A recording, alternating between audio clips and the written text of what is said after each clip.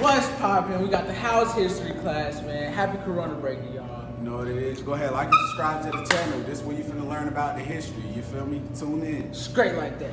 On everybody, today we're going to get right back into it, talking about the age of imperialism for the United States. So this is like the title is, I guess, America becomes a world power, which is always interesting to me when talking about this, because there's a lot of issue with America becoming a world power, and there's a lot of issue with the idea of American imperialism, especially because, you know, we were a country founding on the fact that we do not like imperialism and breaking away from Great Britain, which is always interesting to me. So when talking about American imperialism, first I want to give you a definition of imperialism just to make sure that we are all on the same page and you understand what imperialism is. So imperialism, I've written down, is when strong nations extend their political, military, and economic control over weaker countries. And why are they trying to do that? For the fact that it makes them more money, it gives them a better market, it gives them a place to ship their goods, it gives them a place to trade.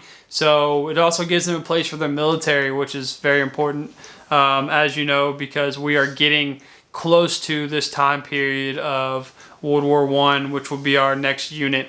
So this is the last packet for this unit, so like hopping right into it. Two main reasons. I know you have four on your sheet. I'm cutting it down to two. Two main reasons that you need to know for as far as American imperialism is going to be economic and it's going to be military. So start with economic. Why is it important? Simple as this. You have a different country that you have control over, okay? You allow your products to be used in their market. So simply think about the British, right? The biggest thing about the British and the colonies was they had a market for all their goods to go to. So they were not only able to take our raw materials, create finished goods, all of that, but guess what? They're taking all of, you know, the free stuff we give them, employing their people, and then they're selling it back to the colonies. So you're making like triple the profit or double the profit, whatever the numbers is. Not a math guy. But anyways, so it's important for economic purposes because it allows your country to make money. Second, military. Remember this as we get moving forward, especially on this talk right here. The United States military is on the rise. Our Navy is on the rise. We're going to talk about our involvement with Cuba and Spanish-American War and all of that stuff in about, I don't know, a minute. So military, what you're going to have the expansion of the Navy and the expansion of your military ports, which is good because, again, it's kind of like the idea with the British, and, you know, the sun never sets on Great Britain because they have literally countries everywhere in the world. The United States kind of like, you know, it's not necessarily a terrible idea. Maybe we should expand. And I think it's important for me to, first off, just go ahead and get out of the way. The countries and areas that we're expanding really just deal with Latin American countries. There is going to be a thing going on with the Philippines, and I'll get to that actually really currently. So the first two, or the first examples of the two, I guess, places that we're going to get is going to be Alaska and Hawaii. Now, some of you usually go and take this opportunity to show my map how big Alaska is, because some of you are like, why do we have Alaska? And then I go, because it stretches all the way from Jacksonville, Florida to the top of Wisconsin and all the way to the western point of San Diego. And you all were like, what? And I go, yeah, that one state is essentially the size of the United States. That's why we have it. Also, we get it from Russia, right? We're going to buy it from Russia. So I think on your packet it asks who you get it from or something like that. I'm sure it does. So we're going to get it from Russia. And then we're talking about Hawaii. We have always had economic interest in Hawaii.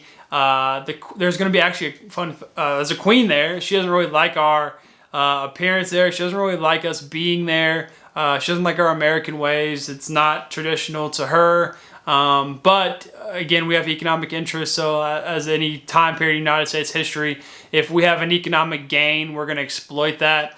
Nothing against, you know, ultra pro-American, but it's just the way it is. That's history. So we're going to exploit that, and we're going to send in our military, and we're eventually going to overthrow the queen, and that's how we're going to get Hawaii. So pineapples for everybody, I guess. And these are the first examples of American imperialism. Now, the big chunk of this packet, besides talking about Teddy Roosevelt, is going to come through this event called the Spanish-American War.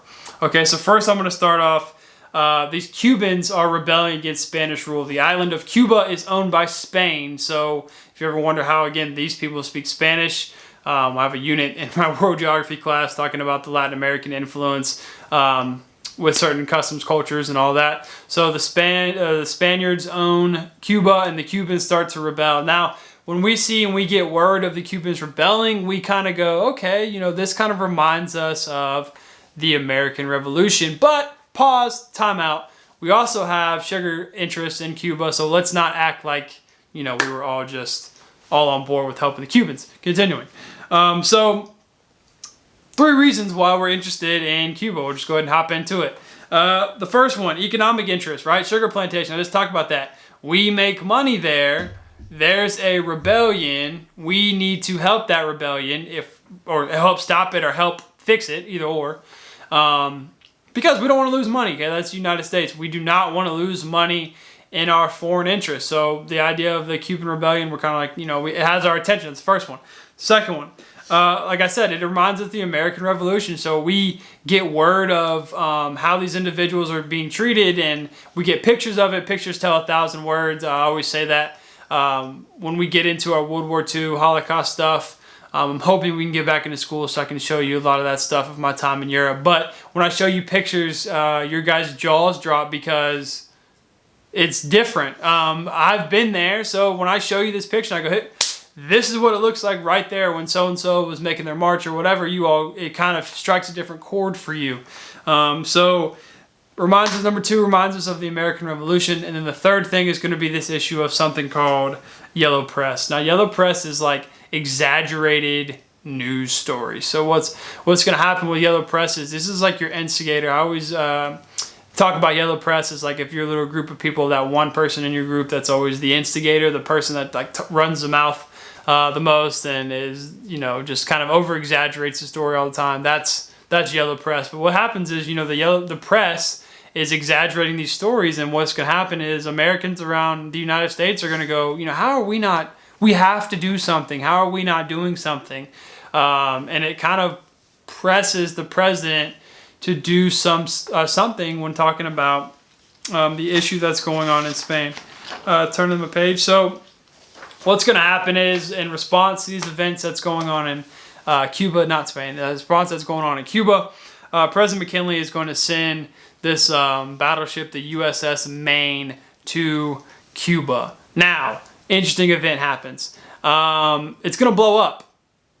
All right, it's going to blow up in the harbor, and people are going to go, how is this possible? Well, when the newspapers get a hold of this, you know, it's going to have a big title of 200 American killed, U.S. Maine blows up. Well, when people read this and they're sitting there drinking their coffee on their porch or whatever, and they read this, they're going to have some sort of reaction to it, right? I mean, you can imagine 200 Americans killed. That's a lot of people.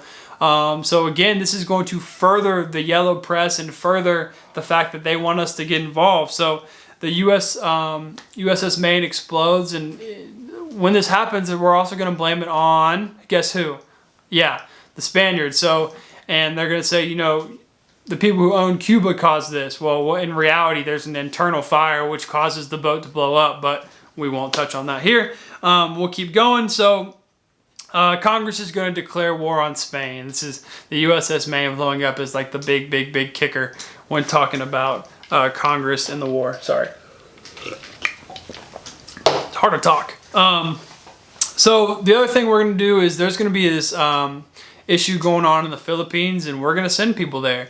And there's going to be a guy, like the only guy that you need to remember when you're talking about Philippines is going to be this guy by the name of Emilio Aguinaldo. Okay, why is he important? Number one, we're going to a foreign country, so do we know the landscape layout, intricate parts of the land? No. So this guy, he's going to help us fight against the Spanish, and we're very successful. Now, it's kind of a tough war for us, and I'll get into more of that too as we talk about the Philippine Rebellion coming up in about 30 seconds or a minute. So what's going to happen is we're going to essentially conquer the Spanish in the Philippines. We're going to win the Spanish War. The most important person in the Spanish War or the involvement in it is probably Teddy Roosevelt. Teddy Roosevelt gets his claim to fame here. He's going to lead a group of fighters called the Rough Riders, and they're going to be most famous in the Battle of San Juan Hill. They're going to take San Juan, and this is like his ultimate victory. This helps boost his popularity in the United States as well, and it's going to eventually probably help him win the presidency coming up. So as a result of the surrender, the United States is going to gain control of a couple of things. First one, we're going to gain control of Cuba. Yes, we controlled Cuba at one time. All right. The second thing, we're going to get Guam. Third thing, Puerto Rico. Fourth thing, the Philippines. So we're getting those four things, and which is important because, like I said, it's American imperialism. Now we are in control of those foreign nations. Now, there's a slight issue with the Philippines, meaning the Philippines were happy to have the United States come there, but they thought that we were going to leave once the war was over. That did not happen, so the guy, Emilio, is going to actually lead a rebellion against the United States. We struggle with it, like I said, because we do not know the layout. So, and the weather's harsh, and it's just not a good situation for the United States. They're practicing guerrilla warfare, which we've already talked about.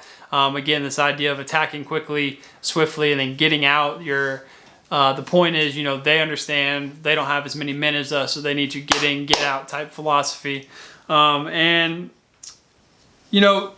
There's like two sides of the issue in the Philippines, and there's going to be people who believe that we should have it, and there's going to be people who don't believe this. The people who believe that we should have control of the Philippines in the United States, these are called the imperialists. And I'm about to read you what I wrote down. It says, the imperialists think that it's America's responsibility to educate and uplift the people in the Philippines. So take for that what you want. And then the second thing is the anti-imperialists, which they're saying, the annexation or the acquiring of the Philippines is kind of against what our country's founded on, considering, we're the ones that broke away from Great Britain. So they're like, we probably should not do that. So what are they going to do? They're going to have a nice little fancy meeting. I'm sure there's a bunch of nice ties there. The decision happens and Congress decides, yeah, shocker, we're going to keep the Philippines. So we're going to keep the Philippines now. What is the impact of all of this? Like, why does this matter? Why am I sitting here telling you this? Why do you need to know? And it's important because of this, America steps on the global scene. And we are like this powerful, powerful, powerful nation because we now have foreign markets. Our military is going up. Our Navy is going up. And the United States is going to become this global power. Okay? And so the last thing that I'm going to talk to you guys about is going to be the United States involvement in Latin America and with these Latin American countries, okay? And it's going to kind of extend off something called the Monroe Doctrine. Flashback, Monroe Doctrine simply says, you stay on your side of the world, but we'll stay on ours, meaning Europe, don't come over here. But, like I said, there's not any, if you come over here and get involved, then we're going to do this, or this will happen to you. There's nothing like that. Teddy Roosevelt, things are going to change. So, Teddy Roosevelt, when him dealing with Latin American countries, the term that you need to keep into your brain is this term big stick. So big stick diplomacy is this idea that America is not going to tolerate anybody kind of picking on us or anybody getting involved in these Latin American countries. And he's going to have a phrase that's going to say, speak softly, but carry a big stick. And why this is important is the speak softly part kind of says, we're going to be cautious. We're going to handle stuff in a more diplomatic way. But the second part, carry a big stick, that is going to be if you come and you're involved in these Latin American countries and you're doing things that you're not supposed to be doing, guess what? The U.S. and the U.S. Navy is not going to handle that. And there will be consequences to your actions. So this is a kind of like, hey, like, don't do this. Don't mess with us. So the last thing I'm going to talk to you about, besides the Roosevelt Corollary, is going to be something known as the Panama Canal. Now, the Panama Canal, why is this important? Because I don't know if you all know where Panama is, but it's in Latin America. It's above Colombia, and the issue is we're going to have to ask the Colombian government first to build this canal. Why? Because they own Panama at this point. So many of you may go, light bulb, ding. How does Panama become a free country? Well, I'm about to tell you. So what's going to happen is we go to Colombia. We try to offer them a compromise and say, you know, hey, we want to use it for this many years. We'll pay you this much money. You get this much percentage, yada, yada, yada. We want to build it. They go, no. And so when they say no, Roosevelt's going to go, okay, fine. Because there's a group of Panamanian rebels that are actually unhappy with, I don't know, this crazy concept, being owned by Colombia. So what we're going to do is, okay, you're not going to want to help us with the Panama Canal. We're going to go help these rebels, and we're going to fund their rebellion against you. And we're going to use our Navy, and we're going to train their soldiers, and we're going to get them guns, and it's going to be a party. And they go, okay. And so what happens is Panama is going to gain their independence, right? They're going to gain their independence, and part of Panama gaining their independence is the big fact that the United States helped them. So what happens? Teddy Roosevelt gets the ability to build his precious little canal. So why is this important, and why do we want the canal? First off, the only way for products to get from the East Coast to the West Coast, meaning from, like, let's say Savannah, Georgia to, I don't know, San Diego or LA and Cali, is, guess what? They have to go from Georgia all the way down around Argentina, back up, and then go there. If they have the Panama Canal, that's going to allow them to be going straight cut. So it's going to make our transportation of goods, our transportation of the Navy, highlight, star, underline, a lot faster. It's going to, like, cut it in half. So of course we're interested in doing that. It's going to allow us to ship our products faster. It's just overall better for the United States. So what's going to happen with that is we're going to get the canal, and it's just an overall better situation economically, military, everything for the United States. And then the last thing I'm going to talk about is the Roosevelt Corollary. Now, the Roosevelt Corollary, why is it important? Is because it's an extension of that Monroe Doctrine. Meaning, I wrote it down on our little notes as a Monroe Doctrine 2.0. Meaning, these Latin American countries, while yes, they're free, they owe European countries a lot of money, and they're in debt. And so because of that, they are not going to want to, not that they don't want to pay. Number one, they don't have the ability, but number two, they're afraid that these European nations can simply just come back in and take over their country. So they're like, I don't really want to do that. And the United States does not really want them to do that either because, like I said, these are our economic interests of these Latin American countries. So we don't want them coming in and doing, taking back over these areas. So what's going to happen is the Corollary is going to say, the United States is going to use military force to extend or protect these countries, and it's as simple as that. Teddy Roosevelt and his military are not gonna handle anything or allow anything to go down between these European nations and the United States, and that is it. That's it for the unit. As far as lectures go, this is kind of crazy. We've covered essentially a whole unit with lectures videos online. So I hope that you are watching them. I hope that you're taking correct notes. I hope you're looking at my notes, and I hope you're filling out your note packet. I don't know what we're going to do as far as test. I don't know what we're going to do as far as review. I don't know. Good, man. Make sure you're doing your projects. Make sure you're doing everything that you are supposed to be doing. Okay. With that, hope you're staying safe. Hope that you all have a good spring break. Next week, I'm not doing things that I guess you're already probably doing at your house. So have fun, stay safe, and I'll talk to you after the break. Thanks for watching History with House. Don't forget to like, comment, and subscribe.